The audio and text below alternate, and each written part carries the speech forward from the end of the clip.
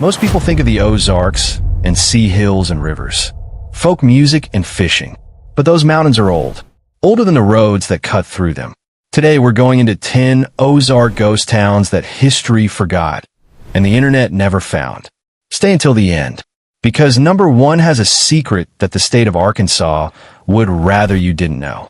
Number 10, War Eagle, Benton County, Arkansas. Before the Civil War, War Eagle was alive. A mill, a covered bridge, families who'd carved out a life in the Boston Mountains. Then the war came to the Ozarks, and it came hard. Guerrilla raids hit War Eagle repeatedly. Homes burned, livestock taken, families scattered. The mill was destroyed and rebuilt. Destroyed again. By the time the war ended, the community that had existed here was simply gone. Different people moved in. Different name. Different story. But underneath the current mill, which still operates as a tourist spot, the original War Eagle's foundations are still there. You can see them in the creek bed at low water.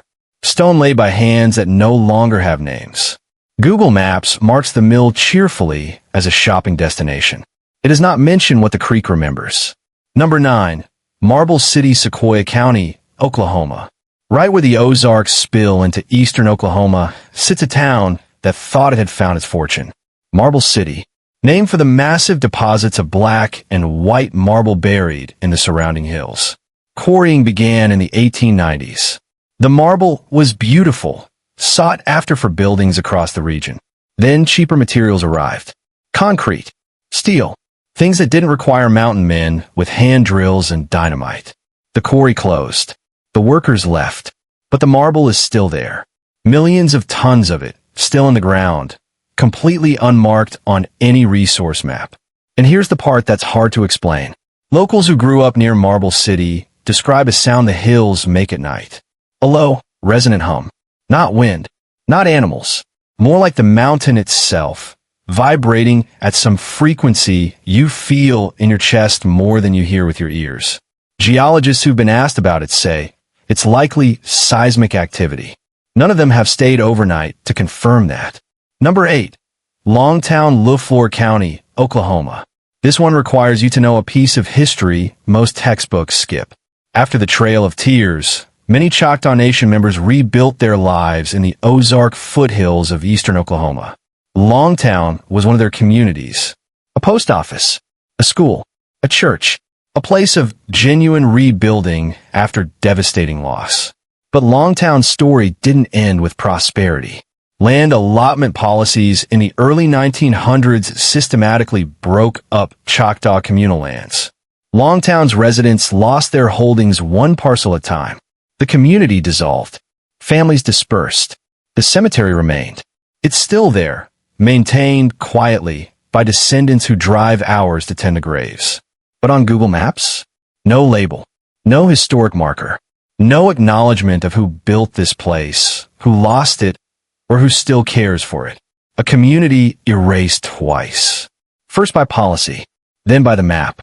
Number 7, Cave City's lost quarter, Sharp County, Arkansas. Cave City still exists. It's a small, living town in north-central Arkansas. But behind it, literally behind the current main street, is a section of the original settlement that time sealed off. Old Cave City. When Highway 167 was routed through the area, the town shifted to face the new road. The old commercial district, half a block deep, a full block long, was simply left behind. Buildings still standing, some with merchandise still on shelves, visible through broken windows. A barbershop, a dry goods store, a small hotel, all frozen sometime around 1955. Google Street View covers the current Cave City just fine. But walk around the back of those modern buildings and point your phone at what's behind them. Nothing. No street view coverage. No immediately.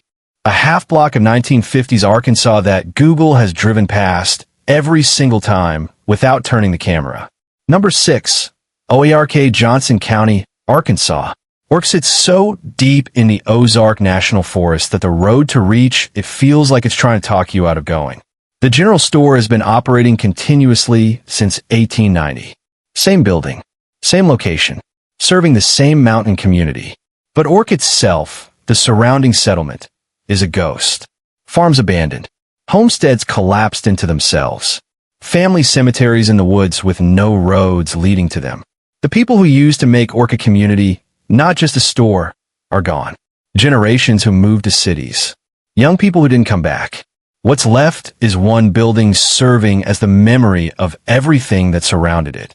And the deeper strangeness of Oark isn't the emptiness. It's the feeling, reported by nearly every visitor, that the store shouldn't still be there. That something keeps it,